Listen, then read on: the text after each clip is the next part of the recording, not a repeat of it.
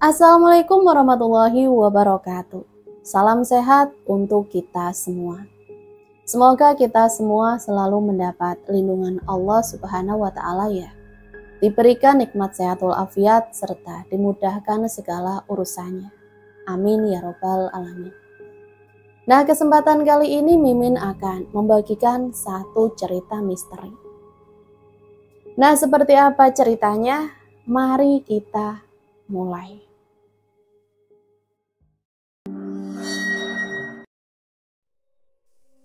Mas, aku mau kerja. Arya, suamiku, terkejut ketika aku mengutarakan keinginanku untuk mengais rezeki di kota. Kehidupan di desa yang serba kekurangan membuatku nekat memilih bekerja di kota. Jika kamu kerja, anak-anak dengan siapa? Emak sama bapak mau mengasuh mereka, ucapku sembari memegang tangan Mas Arya. Aku ingin kamu tetap di rumah, mengurus anak.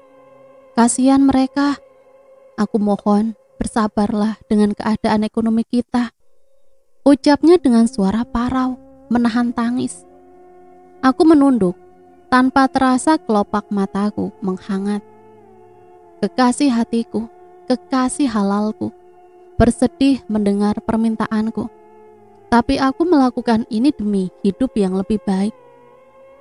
Maaf mas, bukannya aku tidak sabar dan tidak kasihan dengan anak-anak karena meninggalkan mereka.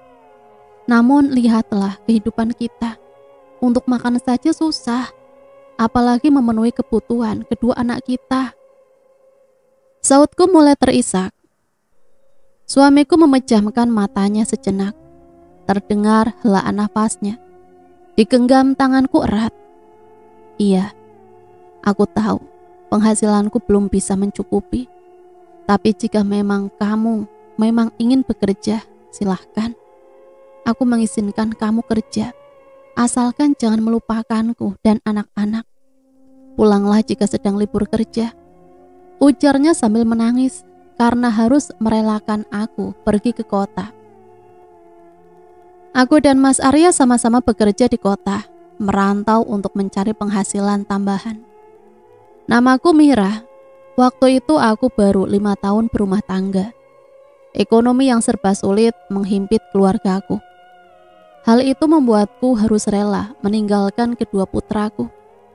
Pekerjaan Mas Arya sebagai buruh bangunan tidak mencukupi kebutuhan kami. Hingga akhirnya aku memutuskan bekerja sebagai ART.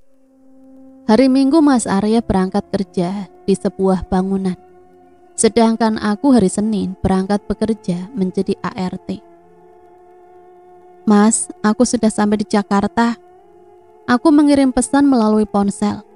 Iya sayang, aku juga sudah kerja menggantikan temanku Resna.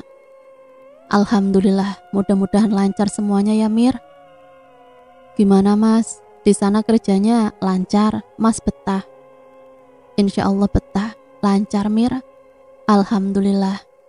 Tanpa terasa aku sudah 8 bulan bekerja.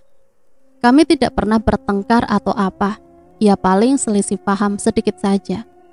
Namun saat pada tiba-tiba ponsel Mas Arya mati. Ia bilang rusak, sampai aku harus membelikannya. Anehnya, ponsel itu tidak bertahan lama. Mungkin karena harganya murah. Aku mendatangi tempat kerja Mas Arya. Setiap sebulan sekali memang kami bertemu untuk menghilangkan rasa rindu. Setelah meluapkan perasaan rindu, aku kembali pulang ke tempat kerja. Namun kata Mas Arya, di sana aku terlihat aneh. Seperti mau pamit, tidak akan pernah kembali atau menemuinya lagi. Saat aku sampai di tempat kerja, langsung masuk kamar.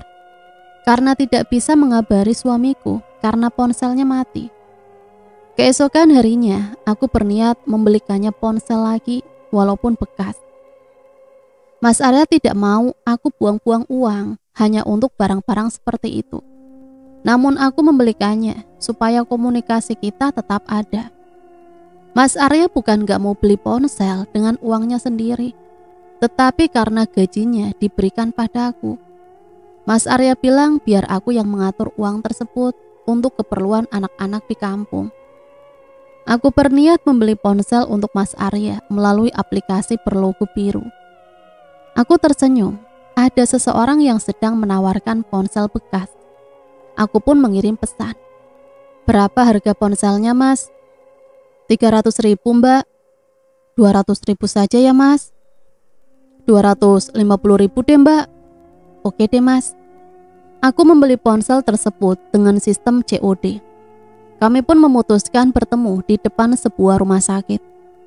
Aku menuju tempat pertemuan dengan teman mengendarai motor matic miliknya. Keesokan harinya, aku berniat mengirim ponsel yang kubeli dengan menggunakan Gojek pada alamat kerja suamiku. Ponselnya sudah sampai, Mir. Makasih ya, sayang. Iya, Mas. Semoga Mas sehat dan pekerjaannya lancar. Mas kerjanya hati-hati. Iya. Setiap hari aku dan Mas Arya selalu memberi kabar, bercanda meskipun hanya melalui via telepon atau video call. Suatu hari di saat aku membuka akun sosial mediaku, ada beberapa pesan masuk, namun anehnya dari orang yang tidak aku kenal. Aku tidak menghiraukan pesan inbox tersebut. Beberapa hari kemudian ada pesan masuk di WA.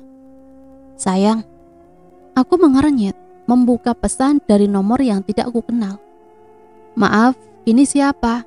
Jangan ganggu ya, saya sudah punya suami. Iya, gak apa-apa. Aku kesal dan langsung aku blokir nomor tersebut. Namun selang beberapa menit ada lagi pesan masuk dari nomor yang berbeda. Sayang, kenapa diblokir? Maaf, ini siapa? Mau apa? Saya udah punya suami. Iya, saya cuma mau nyari teman. Sebagai tanda maaf, gimana kalau saya traktir kamu bakso? Kamu ingin berniat jahat pada aku ya? Maaf, saya nggak kenal siapa Anda. Saya tidak ada niat jahat denganmu, takut amat. Ya sudah, aku sama teman aku ke tempat tukang bakso langgananku ya.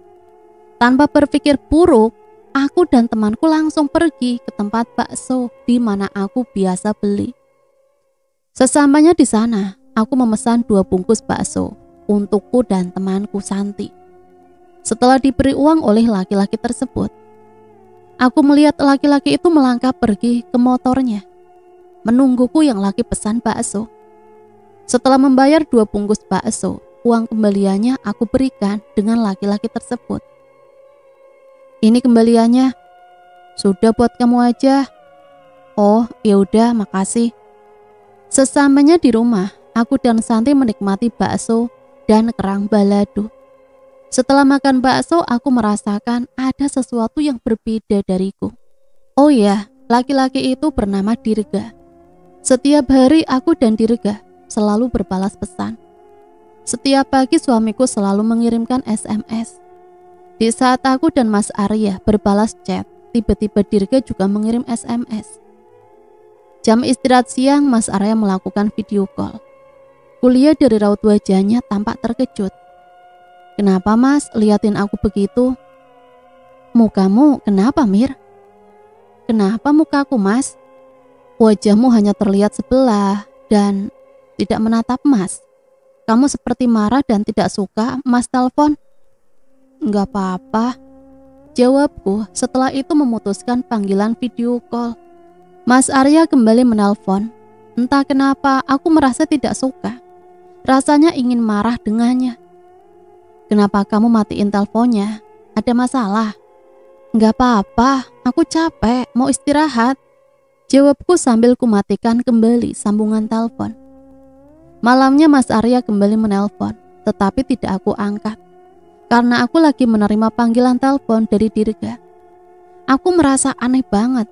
Dalam waktu sehari, sikapku bisa berubah drastis ke suami. Aku juga malah nurut aja sama apa yang dikatakan Dirga. Bilang aja kamu lagi sama pacar kamu, ucap Dirga dari seberang telepon. Entah apa yang terjadi padaku langsung mengikuti ucapan Dirga. Aku lagi sama pacar. Ku ketik pesan pada Mas Arya. Apa maksudmu, Mir? Kamu selingkuh? Aku tak membalas pesan Mas Arya hingga pukul 10 malam. Aku sudah di tempat kerjamu, Mir. Tolong temui aku sebentar saja. Aku terkejut melihat isi pesan Mas Arya. Rasa penasaran merasuki relung hati. Percaya dan tak percaya itu yang kurasakan. Mana mungkin Mas Arya datang ke sini, gumamku.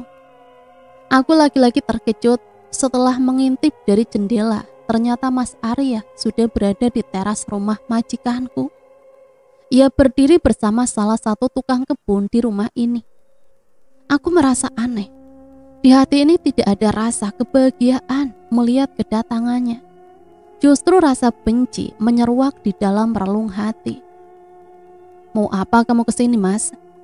Tanyaku sambil membuang muka, karena memang susah banget buat nengok ke muka dia. Padahal aku tuh kalau lagi sama dia pasti terus liatin dia. Apalagi saat lama gak bertemu. Lihat aku, Mir. Ponselmu mana? Kenapa bilang lagi sama pacar? Siapa yang SMS? Siapa yang pegang ponselmu? Tanyanya dengan suara parau. Kamu tidak perlu tahu, Mas. Lebih baik kamu pulang. Buat apa lama-lama di sini? Aku masih banyak kerjaan. Jawabku sambil perlahan menjauh. Tolong jawab jujur, sayang. Kamu kenapa? Tanya Mas Arya. Tanpa terasa bulir bening mengalir dari matanya.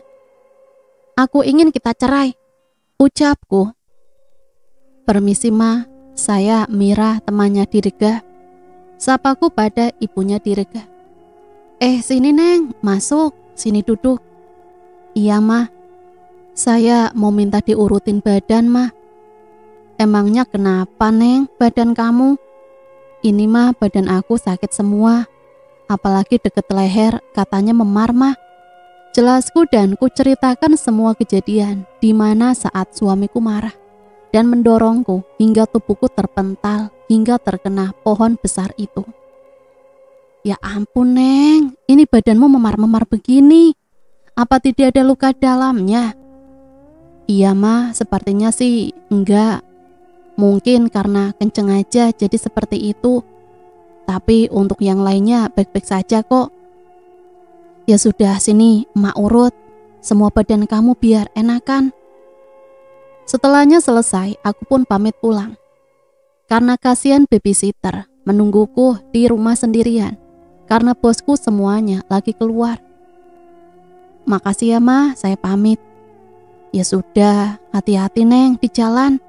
Jangan ngebut kamu Dirga bawa motornya. Kasihan, badannya masih sakit. Setibanya di rumah, kalau orang sadar itu pasti berpikir, suamiku biar orang tak punya, namun hidupnya masih layak. Bahkan meski rumah tinggal sama orang tua, itu rumah sendiri, bukan ngontrak atau semacamnya. Hingga akhirnya datanglah di mana malam hari Natal. Dirga mengajakku jalan. Namun dia malah membawaku ke rumah bapaknya. Dia memaksaku untuk melakukan hubungan intim dengannya. Namun aku menolak. Sayang, aku suka sama kamu. Boleh aku memilikimu? Bisiknya di telingaku sambil dia memelukku. Aku masih bersuami, Mas. Dan suamiku tak akan pernah mau menalakku.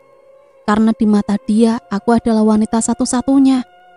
Jawabku dengan perasaan takut dan tak menentu. Tapi aku mencintaimu. Sekarang aku lagi mau. Maukah kamu, sayang, melakukannya denganku? Aku tidak mau, Mas. Bisakah kau membawaku pulang? Aku janji deh, setelah ini suami kamu akan melepaskanmu, sayang. Namun lagi-lagi aku terhipnotis olehnya. Dan semua yang dia katakan aku turuti. Hingga malam panjang pun kita lalui berdua. 2 minggu berlalu, Dirga selalu saja menyuruhku untuk keluar dari tempatku bekerja. Dia memintaku ikut dengannya, hingga pada akhirnya aku pun keluar dan mencari penggantiku. San, siapa ya teman di kampung yang mau bekerja menggantikanku? Tanyaku pada Santi. Coba Demir, kamu tanya Pak Herman. Kalau nggak salah, ada yang mau kerja. Wah bener, San, yaudah nanti aku tanyain ya. Aku pun menghubungi orang kampung dan menanyakan perihal yang mau kerja sebagai penggantiku. Akhirnya, halo, assalamualaikum. Benar di sana ada yang mau kerja, Pak. Soalnya di sini perlu 1 orang aja. Iya Mir, ada si Mainah mau katanya. Kapan Pak bisa berangkat? Kalau bisa besok Pak. Oh, nanti saya tanyakan dulu. Kalau jadi besok saya langsung berangkat. Iya Pak, kalau begitu terima kasih banyak. Assalamualaikum. Waalaikumsalam. Pagi pun tiba dan ternyata teman sekampungku jadi berangkat hari ini. Dan aku segera siap-siap karena besok aku akan keluar dari rumah ini. Untuk hari ini aku harus memperkenalkan pekerjaanku dulu pada temanku. Jadi besok aku bisa langsung pulang, meskipun bukan pulang ke kampungku. Maaf Oma, ini teman saya dari kampung sudah datang. Nanti saya mau ngajarin dia dulu.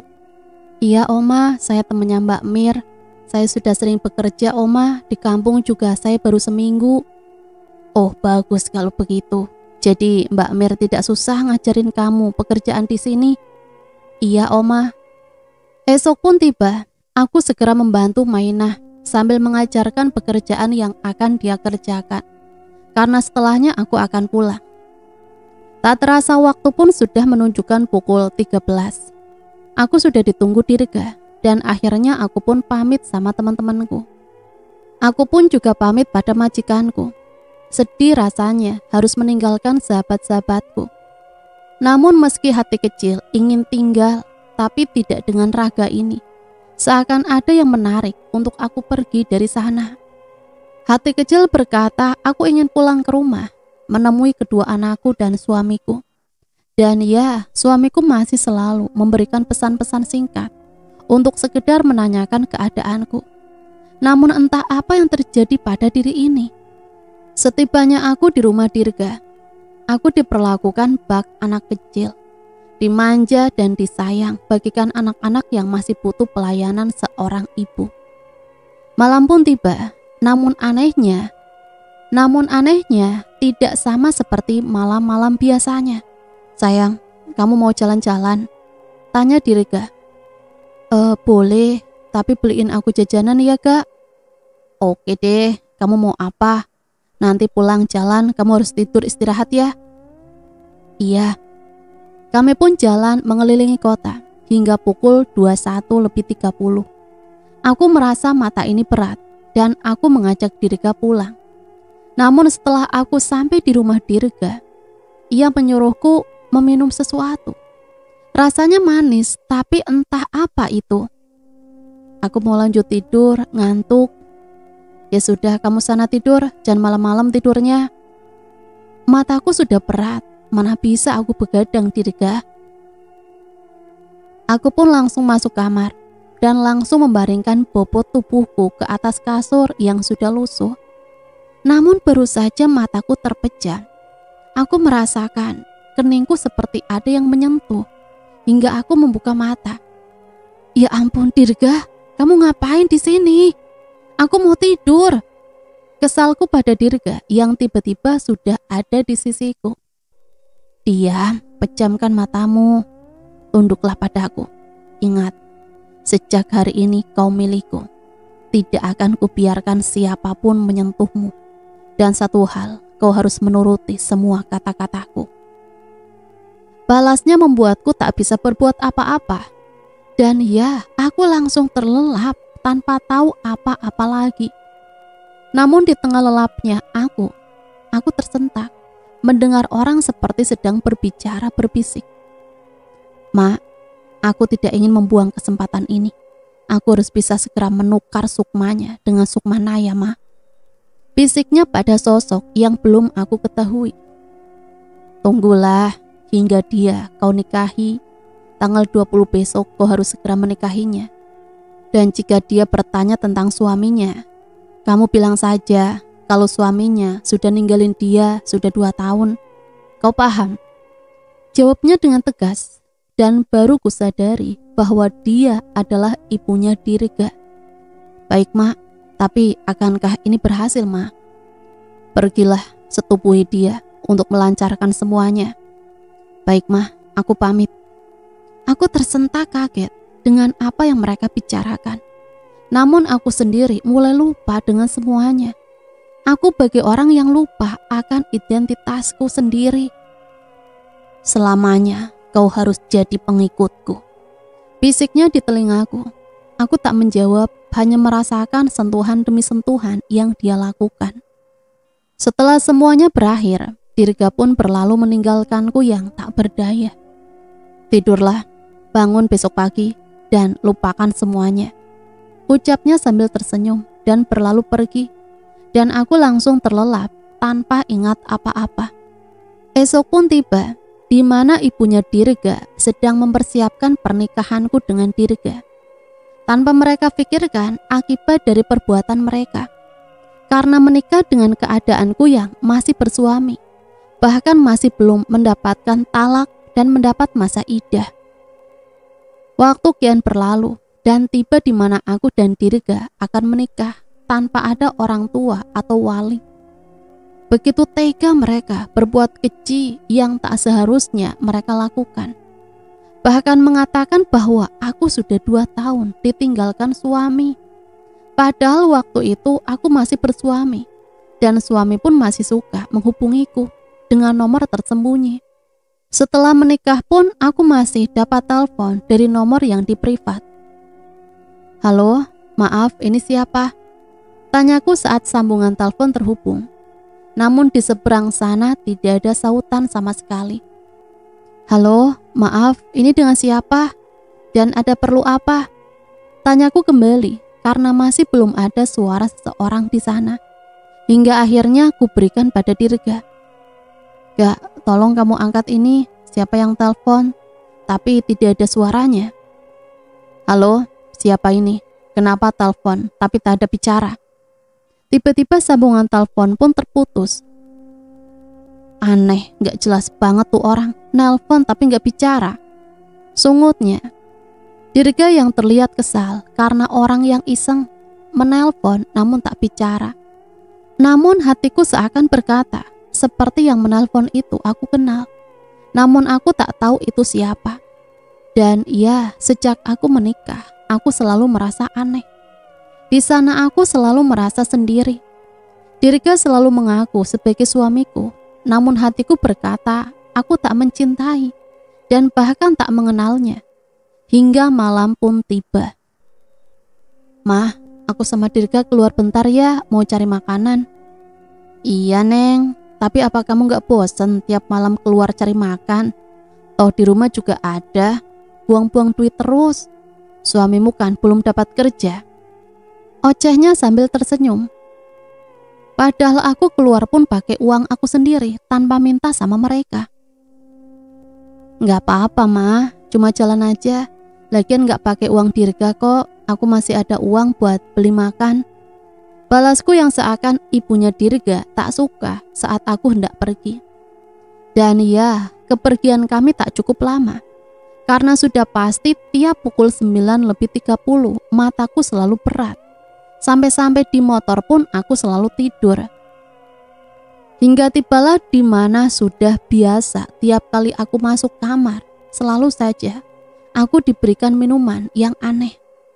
Dan saat mau tidur pun dia selalu memijit keningku sambil membacakan sesuatu yang tak kupahami hingga aku terlelap. Tidurlah sayang, semoga perjalananmu senang. Kata terakhir yang diucapkan Dirga sebelum keluar kamarku. Saat aku terlelap, terdengar suara wanita yang menangis dan menyuruhku untuk pergi dari sana. Siapa? Kamu siapa? Kamu kenapa menangis? Tanyaku pada sosok yang belum jelas aku lihat.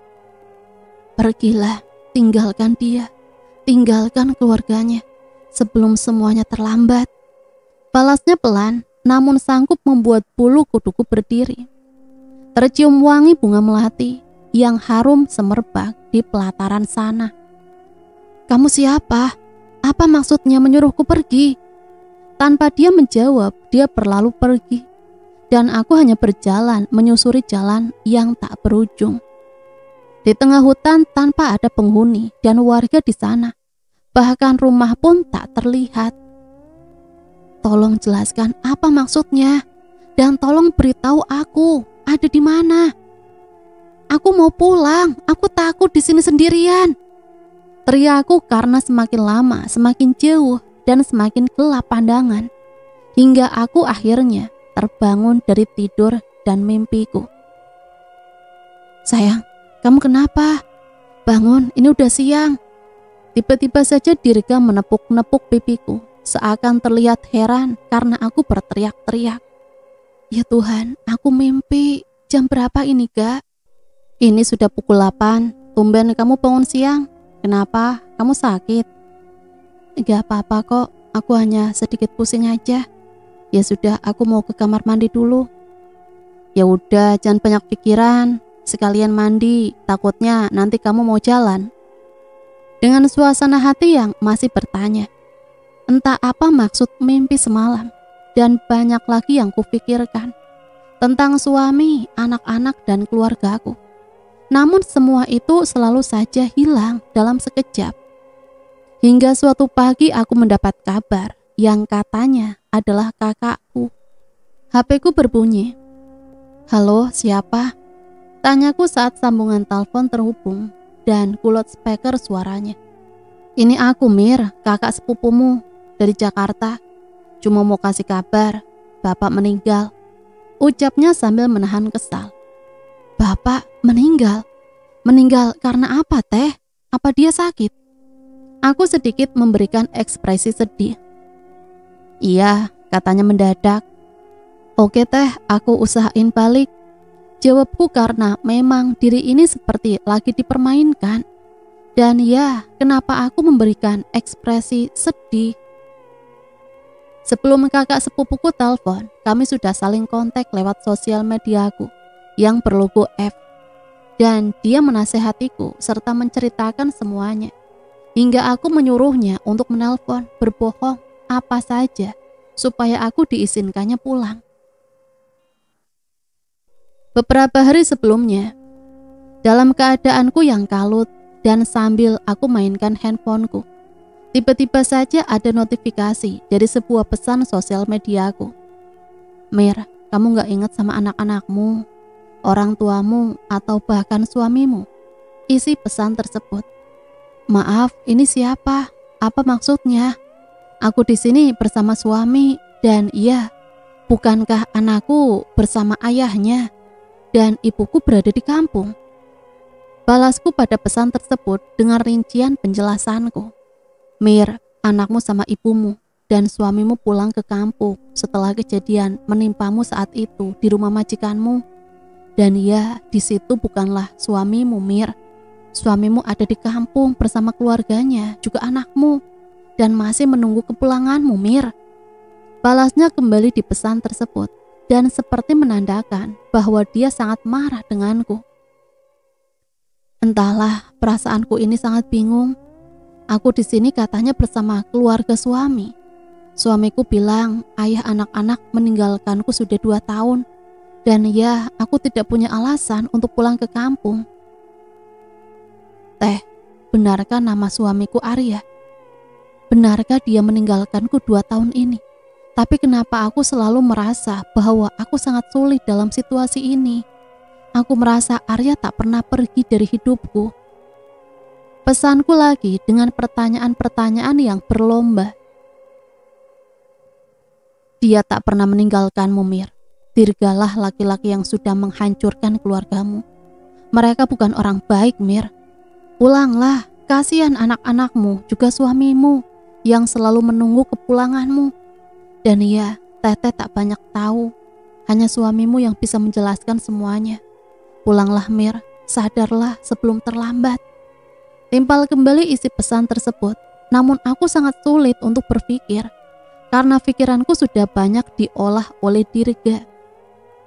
Baik Teh, hubungi aku dan berikan alasan untuk aku bisa pulang dan bertemu Mas Arya.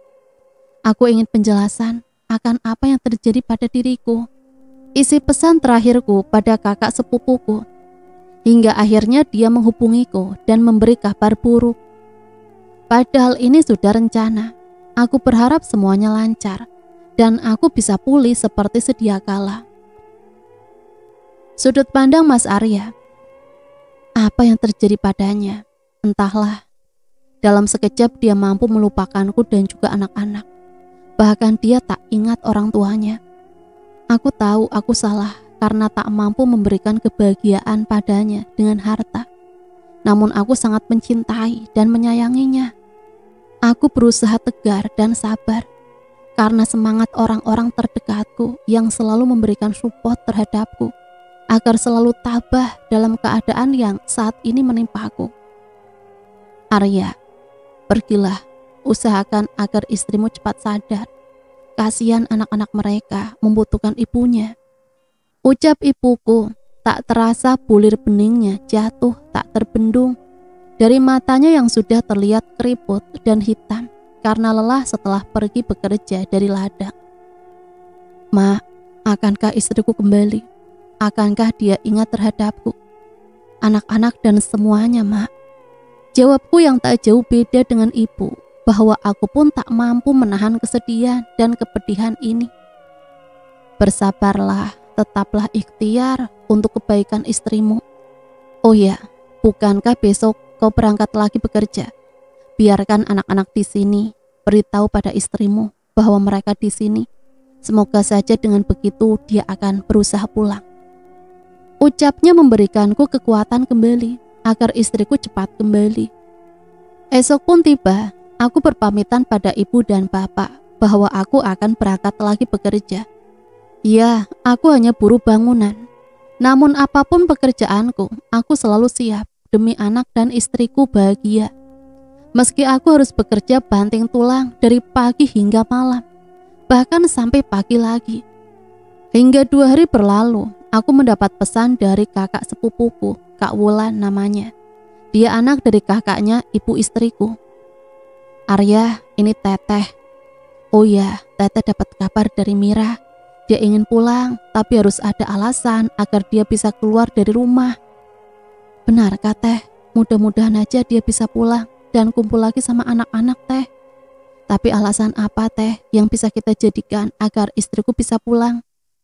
Coba deh ya, besok Teteh telepon, siapa tahu cara ini bisa bikin gampang dia pulang. Nanti Teteh hubungin dia bahwa ada keluarganya yang meninggal. Siapa tahu tuh cowoknya ngasih izin. Iya deh Teh, boleh, coba bilang aja bapak meninggal. Amit-amit, bukan kita doain, tapi nggak ada cara lain. Kalau nanya kenapa, jawab aja mendadak. Oke deh, mudah-mudahan lancar dan semua akan baik-baik saja. Dan ya, aku mulai kembali semangat menapaki jalan. Karena semoga aja istriku akan kembali dan bersama-sama lagi. Kembali ke Mira. Setelah aku berbicara sama kakakku, dia menyuruhku menelpon Mas Arya, menanyakan kapan aku harus pulang dan siapa yang akan menjemputku. Halo, Assalamualaikum. Sapa Mas Arya di seberang sana. Saat sambungan telepon terhubung. Iya, maaf, benarkah kamu Mas Arya, suamiku? Iya sayang, ini aku suami kamu. Kenapa kamu semudah itu lupa?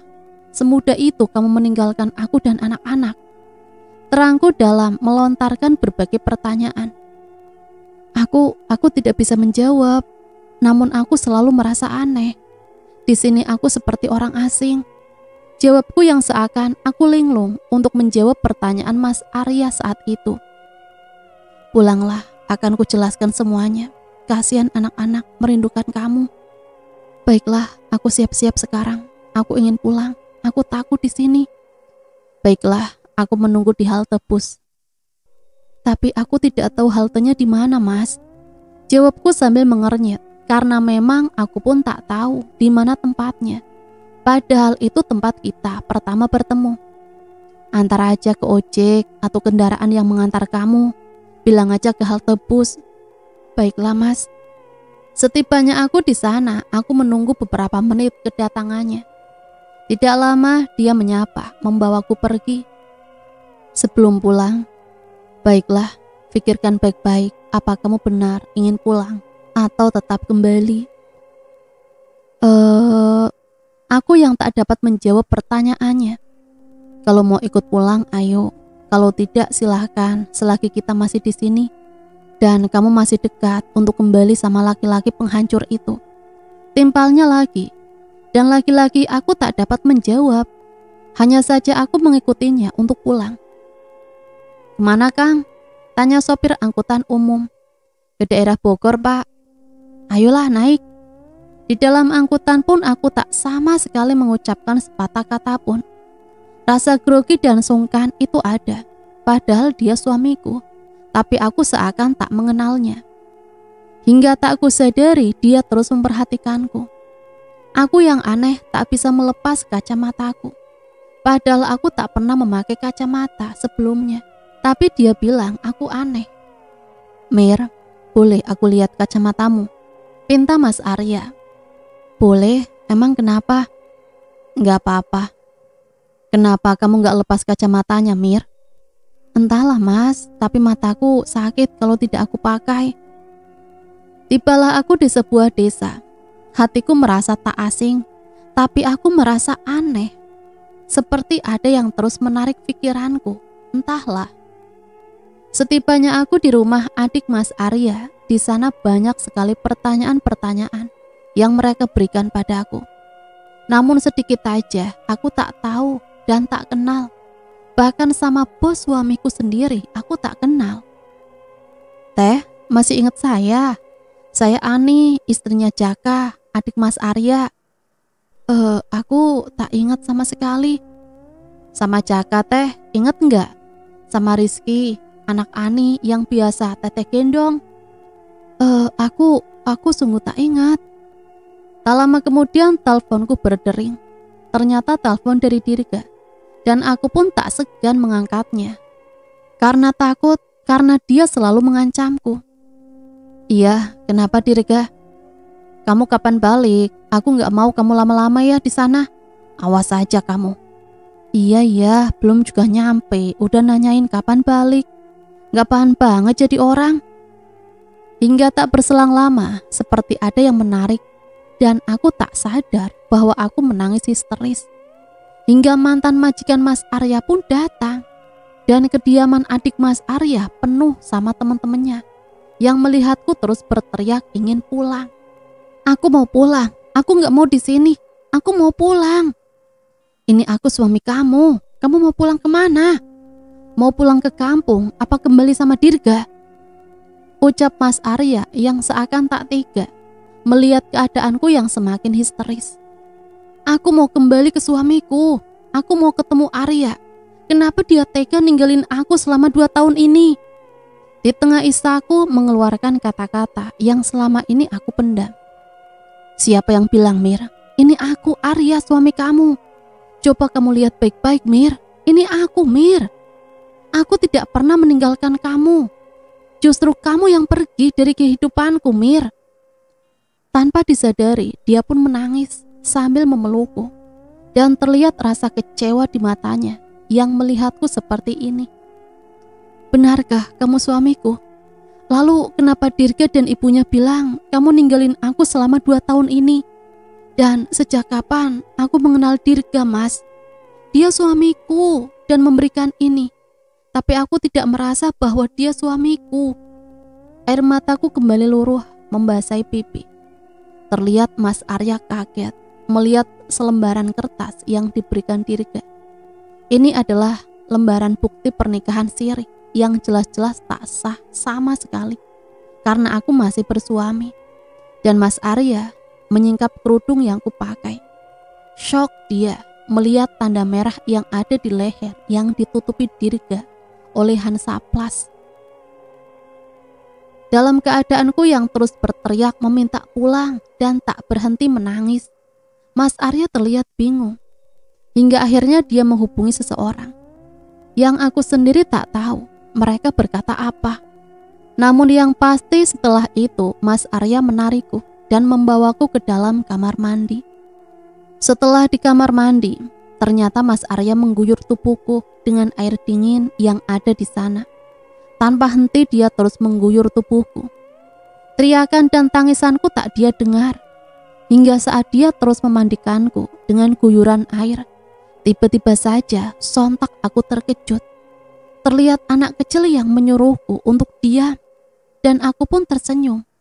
Hilang tangisanku saat itu. Hingga Mas Arya bertanya padaku, "Apa yang kamu lihat, Mir?" Tanyanya setelah aku berhenti menangis dan melihatku tersenyum ke sudut halaman luar. Aku hanya terdiam. Hingga akhirnya Mas Arya kembali membawaku ke depan rumah adiknya. Di sana aku kembali histeris dan Mas Arya mencoba menenangkanku. Hingga aku pun kehausan dan kelaparan. Aku mau minum, aku mau makan. Mau minum apa, sama makan apa? Aku mau susu sama jalan-jalan nyari makan. Itu biasa kulakukan saat bersama Dirga. Tiap habis maghrib selalu jalan-jalan, membawaku jalan dan mencari makan untukku. Baiklah, kita ke depan ya. Aku pun sudah berganti pakaian milik sang adik dan langsung pergi keluar mencari apa yang aku mau. Tiba di sebuah warung, banyak yang bertanya keadaanku. Dan entahlah, aku seakan acuh dengan apa yang mereka katakan. Kenapa Nak Arya, istrinya itu? Tanya Pak Tarman pemilik warung pada Mas Arya. Entahlah Mang, mungkin karena keinginan yang terlalu tinggi menjadikan istri saya seperti ini. Kenapa memangnya? Kok bisa gitu? Dia kena guna-guna Mang, lupa anak, lupa suami, lupa keluarganya, semuanya Mang. Ya Allah, cepatlah diobati, kasihan. Semoga cepat sembuh kembali ya Ar. Iya Mang, makasih ya, saya pamit Mang. Setibanya di depan, aku mencari makanan yang aku ingin. Di sini aku terbilang sangat aneh. Keadaanku yang memprihatinkan membuat semua orang memandangku. Aku mau susu. Rengaku kembali pada sosok laki-laki di hadapanku, Mas Arya. Tunggu di sini ya, Mas mau ke dalam beli minum sama susu. Kamu lanjut aja makan baksonya. Setelahnya pun Mas Arya kembali dan membawa 2 kotak susu. Aku langsung meminumnya bak anak kecil yang kehausan. Kebiasaan Dirga membelikanku susu, padahal biasanya aku tidak seperti itu. Setelah makan habis, aku pun mengajak pulang sama Mas Arya. Setibanya di rumah sang adik, aku pun langsung istirahat. Namun lagi-lagi aku nangis histeris dan ingin pulang. Namun Mas Arya ternyata tidak tidur. Dia memintaku mengantarnya ke kamar mandi. Tunggu di sini apa ikut masuk? Ucap Mas Arya sambil menggendeng tanganku. Ikut aja, aku takut. Di dalam kamar mandi pun Mas Arya memelukku, mengisyaratkan betapa rindunya dia. Dan dia pun memaksaku untuk melakukannya. Bentar aja sayang. Takut Mas, gak apa-apa. Setelah melakukan hubungan suami istri, kami pun kembali masuk. Namun raut wajah Mas Arya berubah, seperti ada kekecewaan yang sangat dalam. Esok pun tiba, kami pun bersiap untuk pulang ke kampung. Setibanya di kampung, kami langsung ke rumah paman dan bibiku. Namun di sana aku sama sekali tidak mengingat mereka sama sekali. Mir, kamu kenal paman sama bibi? Kamu ingat? Enggak. Tak lama pun aku kembali berteriak-teriak dan nangis histeris. Coba hubungi mamanya Ar. Gimana ini, anaknya ngamuk gini? Ucap bibi sama Mas Arya. Iya Bi, bentar saya coba hubungi. Mak, ini Mira di rumah bibi Fatmah. Mira ngamuk-ngamuk, histeris. Coba mama kesini. Ucap Mas Arya saat sambungan telepon terhubung. Urusin aja, saya nggak tahu apa-apa. Jawabnya di seberang sana. Dan sambungan telepon pun terputus. Jadi orang tua kok sama anaknya nggak bertanggung jawab. Bukannya panik lihat anak kayak orang gila. Celoteh bibi yang kesal dengan sikap mama mertuaku. Ya udah, saya titip Mira di sini aja ya. Pamit Mas Arya sambil melangkah melajukan motornya. Bibi sama paman kebingungan melihatku yang terus berteriak dan nangis tak karuan. Hingga akhirnya datanglah adik sepupuku, suaminya Tantri. Kenapa kamu nangis terus? Gak capek apa? Aku mau handphoneku. Sini handphoneku. Rengeku sama adik sepupu. Diam, gak ada handphone kamu di sini. Bentaknya lagi hingga aku pun berhenti menangis. Hingga terdengar Tantri adik sepupuku menelpon Mas Arya menyuruhku kembali. Karena sama-sama kebingungan, Mas Arya pun memutuskan untuk mengantarku pulang ketemu orang tuaku. Tibanya di rumah orang tuaku, sama halnya. aku tak mengingat mereka. Yang kusebut mama pun malah menangis, menyatakan bahwa Mas Arya mengambil anak-anak, hingga mama sakit-sakitan memikirkan anak-anakku. Aku pun kembali histeris dan menangis. Mas Arya entah bicara apa sama mamaku. Kulihat dia keluar rumah dalam keadaan marah.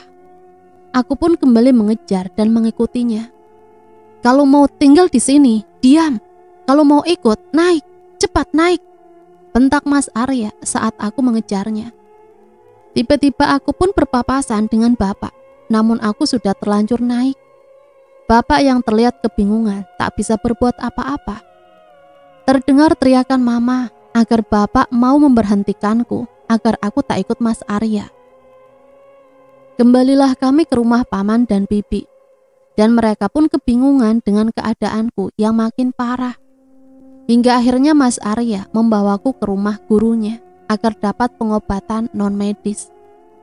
Habis maghrib kami pun berangkat menuju pesantren untuk melaksanakan ruqyah terhadapku. Sesampainya di sana, kami pun tak langsung ke pondok. Mas Arya mengajakku makan dan kami pun makan di pinggir jalan, memesan sate kesukaanku. Belum selesai kami makan, aku kembali nangis histeris. Terlihat kesedihan di mata Mas Arya yang melihat kondisiku saat itu. Dan dia pun mempercepat menghabiskan makanannya. Lalu kami pun langsung berangkat menuju pondok. Tak butuh waktu lama, kami pun sampai. Dan sudah banyak yang antri untuk berobat non-medis.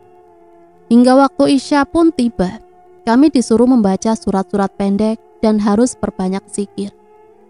Setelah selesai, pasien pun satu persatu mulai diruqyah. Dan aku dijadikan paling akhir, karena menurutnya aku harus diruqyah khusus. Setelah giliranku diruqyah, butuh waktu yang lama mereka membaca ayat-ayat ruqyah. Namun belum juga ada reaksi di tubuhku. Dengan ekstra kesabaran, para santri dan Kiai Hasan pun berhasil membuat jin yang ada di tubuhku berbicara. "Jangan campuri urusanku, wahai manusia," ucapnya dengan suara berat dan parau. Namun bisa didengar dengan jelas jin di tubuhku seorang wanita. "Kau yang mengganggu kaum manusia, wahai iblis.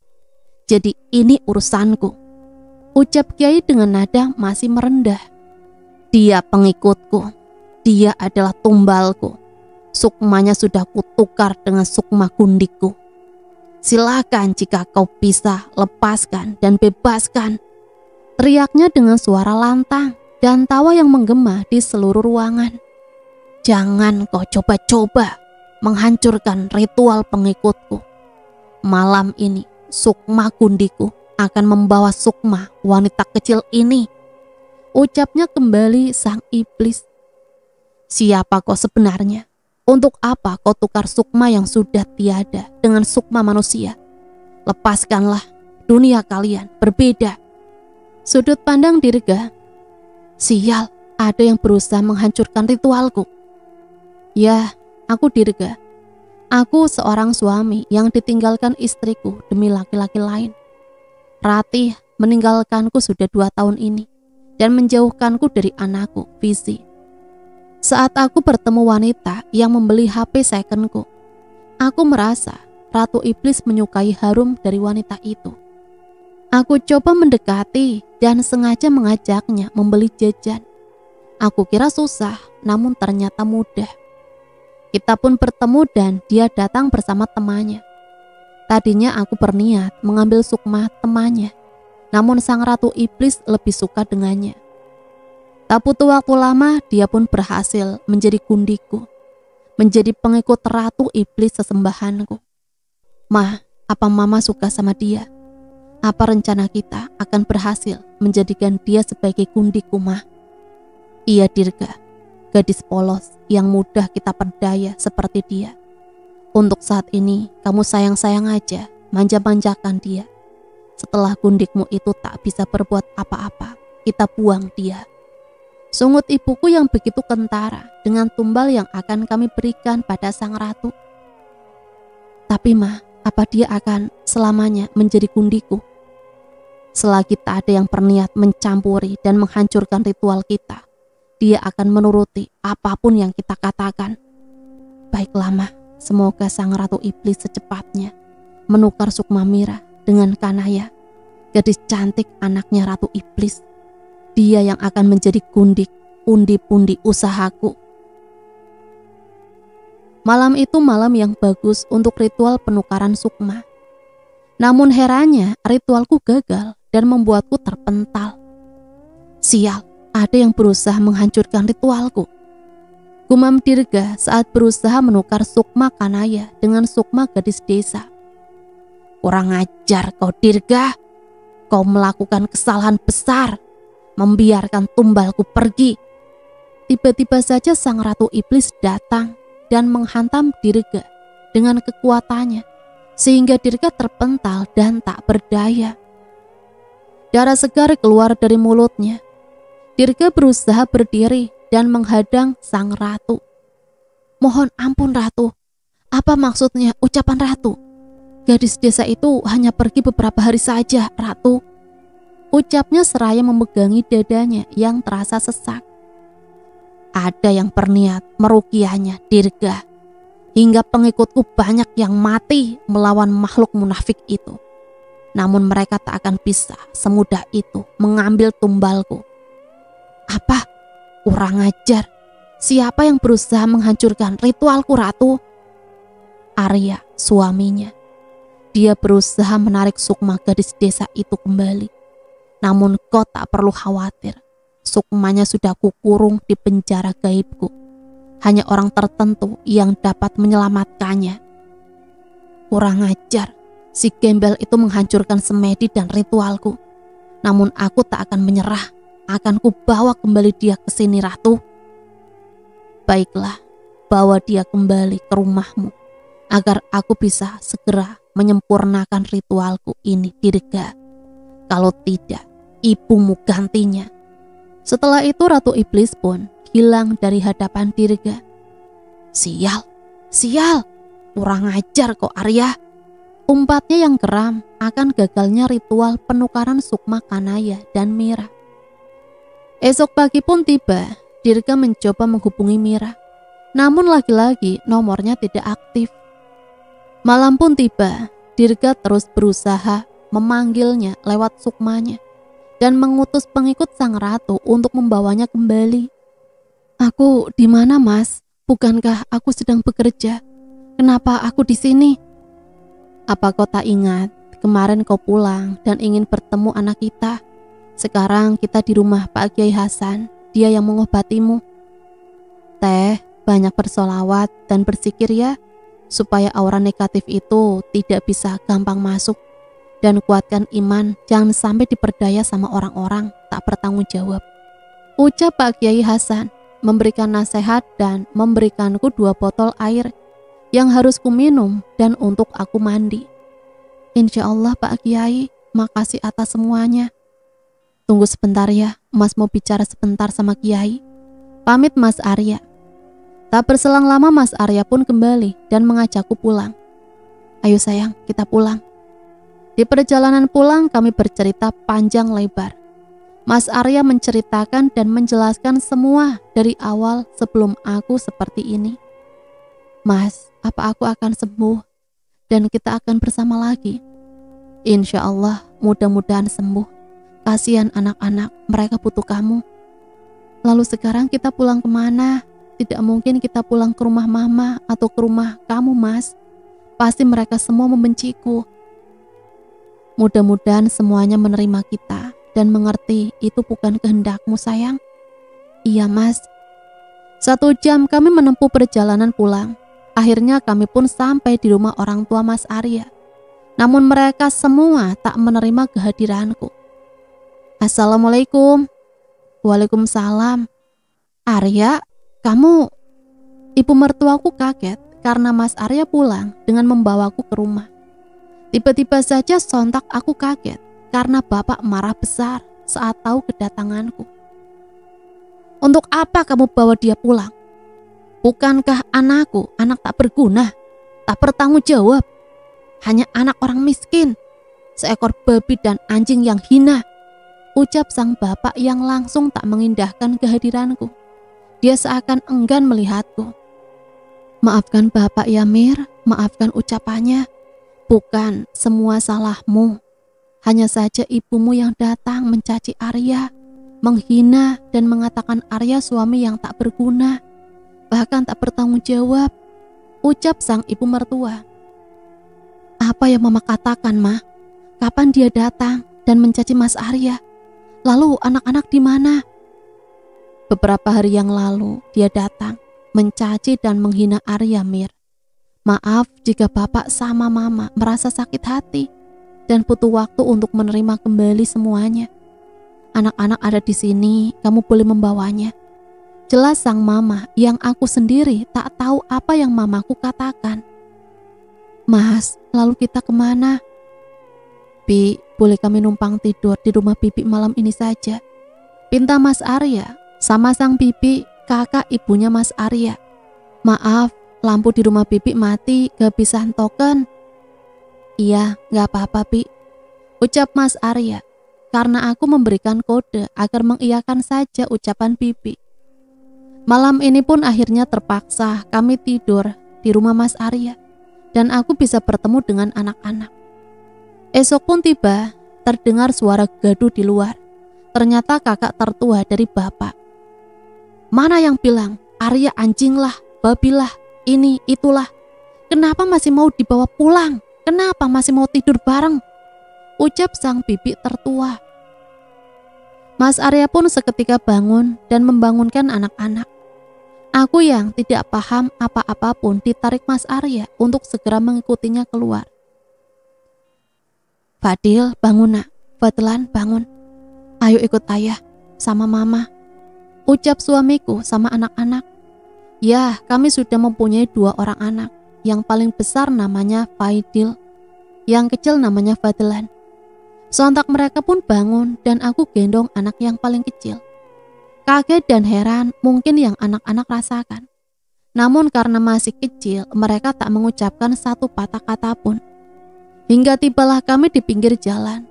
Kami yang kebingungan pun tak tahu harus pergi kemana. Mas, lalu kita kemana? Entahlah sayang. Dengan membawa anak-anak, Mas juga bingung. Apa kita antar aja anak-anak rumah kamu? Ya sudah, kita kesana aja. Mudah-mudahan mama mau menerima dan mengerti kita sekarang, Mas. Mudah-mudahan aja ya sayang. Saat kondisi kebingungan, kami pun perlahan menaiki motor hendak ke rumahku. Tiba-tiba saja Mas Arya bertemu temannya dan mampir sejenak sambil mencari jalan keluar untuk yang saat ini kami alami. Dia bukan istrimu, Ar. Sontak saja Mas Arya kaget. Baru saja aku masuk ke halaman rumahnya, dia sudah muntah dan batuk-batuk. Apa maksudnya, Mang? Bukankah semalam sudah dikeluar gajinya? Tidak, sukmanya masih keluar masuk ke tubuh istrimu. Kau harus segera mengobatinya, kasihan dia, Ar. Jelasnya kembali, Mang Tatang pada Mas Arya. Mas Arya hanya memperhatikanku, karena kondisiku mulai kacau lagi. Aura negatif mulai aku rasakan. Aku bisa melihat yang tak bisa dilihat orang lain. Tak lama kami pun pulang ke rumah orang tuaku. Namun tidak dengan Mas Arya. Dia tak mengantarku sampai rumah. Hanya aku dan anak-anak. Sesampainya di rumah mama memelukku dan anak-anak. Namun saat aku hendak pergi, anak yang paling besar meminta ikut. Mas Fadil ingin ikut, ucapku seraya mengetik pesan pada Mas Arya. Bawa saja, biarkan Fadlan di sana sama neneknya. Bilang titip dulu di sana. Ma, Fadil aku bawa, aku titip Fadlan aja ya. Aku pamit, Mas Arya sudah menungguku. Aku pun langsung pergi tanpa menunggu jawaban sang mama. Dan aku kembali menemui Mas Arya. Mas, lalu kita kemana? Apalagi Fadli ikut. Tanpa membawa baju sama sekali, Mas. Kita ke rumah Pak Kiai. Kita coba ruqyah kamu lagi. Besok kita langsung berangkat ke tempat kerja Mas ya. Baik Mas. Sore pun tiba. Aku dan Mas Arya kembali ke rumah Pak Kiai Hasan. Seperti awal pertama, di sini sudah banyak yang antri dan menunggu santri dan Pak Kiai datang. Azan Isya pun berkumandang dan kami sudah menunggu di dalam. Hingga akhirnya Pak Kiai pun datang dan mulai mengobati pasien-pasien yang lebih muda dulu untuk diruqyah. Dan seperti malam kemarin, aku paling akhir. Karena katanya aura negatif yang sekarang terasa lebih pekat. Waktu terus cepat berlalu. Kini giliranku untuk maju dan duduk di tempat yang sudah disediakan. Sudah sangat lama para santri dan Pak Kiai berusaha dengan sangat penuh rasa kesabaran. Akhirnya jin di tubuhku kembali bergejolak. Bicaralah, dari mana asalmu dan siapa yang mengirimmu? Jika kau terus diam, maka akan dengan terpaksa aku memusnahkanmu dengan kuasa Allah. Desak Pak Kiai seraya menyuruh para santri memegang tubuhku. Meski demikian, belum ada satu kata pun dari mulut ini mengatakan sesuatu. Seakan jin itu enggan berbicara. Namun tanpa disadari, salah satu santri menjadi sasaran jin dari tubuhku. Jangan ganggu, kamu manusia. Jangan ikut campur. Ini urusanku. Tuanku yang mengirimkanku untuk tinggal di sini. Aku akan mencampuri urusanmu jika kau tak di sini. Aku tak akan mengganggumu jika kau tak mengganggu bangsa kami. Dan satu hal lagi. Apa tujuan tuanmu mengirimmu ke sini? Manusia bodoh. Tak perlu kau tahu. Yang pasti kami menyukai rumah kami. Tuanku hanya ingin merusak dan menghancurkan keluarganya. Siapa tuanmu, wahai jin? Bukan kami manusia yang bodoh, tapi kau. Kau mau saja diperdaya oleh manusia yang berhati busuk dan berwajah iblis sepertimu. Jaga bicaramu manusia. Manusia-manusia seperti kalian hanya manusia munafik, merasa diri paling benar dan paling suci. Tanpa kalian sadari, kalian manusia paling kotor dari bangsa kami. Astaghfirullahaladzim. Kami sebagai manusia tidak merasa suci dan benar. Hanya Allah yang maha benar dan maha suci. Kami manusia hanya menjalankan apa yang diperintahkannya. Ingat wahai jin, pergilah, jangan kau buat yang lebih membuatmu akan tersiksa lagi. Sebelum kumusnahkan kau dengan izin dan kuasa Allah. Kau yang akan menyesal manusia. Kau sudah menggagalkan ritual ratuku dan tuanku. Ingat baik-baik, tumbalku akan menjadi milik ratuku. Seketika iblis pun lenyap menjadi gumpalan asap hitam. Malam semakin larut, Mas Arya pun meminta izin untuk menginap di pondok karena ya, aku membawa Fadil dan tak tahu harus tidur di mana. Jadi malam ini kami putuskan untuk tidur di pondok karena esok pagi aku dan Mas Arya akan langsung ke tempat kerja Mas Arya. Waktu terus berlalu, malam semakin memasuki dini hari. Namun para santri masih ramai melaksanakan kegiatan mereka masing-masing. Pagi pun tiba, tepat pukul 6:30. Aku dan Mas Arya sudah bangun dan kami pun segera pamit pada santri yang ada dan langsung berangkat. Di tengah perjalanan Fadil meminta makan dan Mas Arya pun mencoba mencari tempat makan. Dengan uang seadanya, kami berusaha agar bisa sampai ke tempat kerja. Menjual apapun yang aku punya. Perjalanan kami lanjutkan, butuh waktu berjam-jam untuk kami sampai ke tempat tujuan. Sesamanya di tempat kerja Mas Arya, kami langsung beristirahat. Ya, kami tinggal di bedeng bareng sama teman-teman kerja Mas Arya. Kebetulan di sana juga ada kamar kosong. Teman-teman Mas Arya semua mengerti dengan keadaanku sekarang. Namun tak lama kemudian, aku seperti kembali mendengar panggilan yang tak bisa kulihat siapa pemilik suara itu. Dan seperti mengenal suara itu, namun entah siapa. Hingga aku pun tak lama mendapat notif pesan dari nomor yang tak ku tahu. Dia menyuruhku pulang saat ini juga, atau kalau tidak, dia yang membawanya pergi. Sayang, ini aku Dirga. Di mana kamu sekarang? Aku ingin kamu pulang sekarang, atau aku sendiri yang membawamu ke sini. Isi pesan yang kubaca ternyata dari Dirga. Aku tak menghiraukan akan pesan itu. Yang kupikirkan hanyalah Mas Arya dan anak-anakku. Sekuat hati, aku membiarkan pesan itu. Aku berusaha selalu mendekatkan diri kepada Yang Maha Kuasa. Kuperkuat sholatku, sholawatku, zikirku. Itu adalah pesan dari Kiai agar aku bisa selalu terjaga dari iblis-iblis itu. Dan alhamdulillah sekarang aku sudah tinggal di kontrakan bersama keluargaku, Mas Arya dan juga 2 anakku. Kami membuka lembaran baru. Dan alhamdulillah juga aku sudah tidak mendapatkan bisikan-bisikan apapun dari Dirga. Dan sekarang aku juga sudah bekerja sebagai tukang masak di tempat Mas Arya bekerja. Itulah sepenggal cerita, kisah nyata dari seseorang yang bernama Mira. Semoga kita semua dijauhkan dari hal-hal yang buruk ya. Dan semoga kita semua selalu mendapat lindungannya. Amin ya robbal alamin. Sampai di sini Mimin pamit undur diri, mohon maaf apabila salah kata. Matur nuwun, wassalamualaikum warahmatullahi wabarakatuh.